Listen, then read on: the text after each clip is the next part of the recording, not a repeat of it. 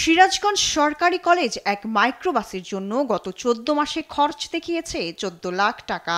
এটি শিক্ষার্থীদের জন্য ক্রয় করা হলেও ব্যবহার করেন অধ্যক্ষ নিজে, অথচ শিক্ষার্থীদের কাছ থেকে নেওয়া হয় পরিবহন ফি। এমন নানা অভিযোগ পেয়ে সোমবার কলেজে আসে দুদকের পাবনা সমন্বিত জেলা কার্যালয়ের ৩ সদস্যের দল।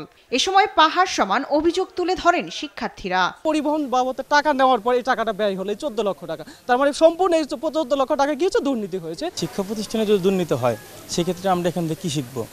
এখানে তো আমাদের তারা শেখার ভবিষ্যতেই অনিশ্চয়তার ভিতরে পড়ে গেছে। শিক্ষার্থীদের যে পরিবহন যেটা বললেন আপনারা, এটা আমরা কখনো পাইনি। নানা অনিয়মের অভিযোগ তোলেন শিক্ষকরাও। ফ্যাসিস্ট আমলের অধ্যক্ষদের আলোকেই এবং তার চেয়ে বেশি গতিতে তিনি আমাদেরকে বঞ্চিত করেছেন। সার্চ কমিটির মাধ্যমে একটা শিক্ষক পরিষদ গঠন করেছেন, এটা তাৎক্ষণিক আমাদের কয়েকজন সহকর্মী প্রতিবাদ করেছেন। এর আগে জুন মাসের 26 তারিখে একটা শোকজ দিয়েছেন।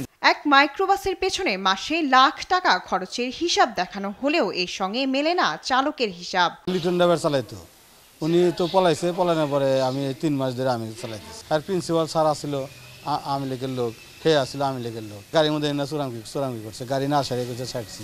তবে সবকিছুই করা হয়েছে সিস্টেম অনুযায়ী, দাবি অধ্যক্ষের। যে হাইস্টটা আছে এইখানে আমাদের যে বিভিন্ন কার্যক্রমে ব্যবহার হয়, সেখানে বিল হয়, মেরামত হলে মেরামতের বিল আসে অফিসে জমা দেয়, ওখান থেকে চেকের মাধ্যমে টাকা দিয়ে দেওয়া হয়। দুদকের দলটি কলেজ অধ্যক্ষের কক্ষে কাগজপত্র যাচাই বাছাই করে।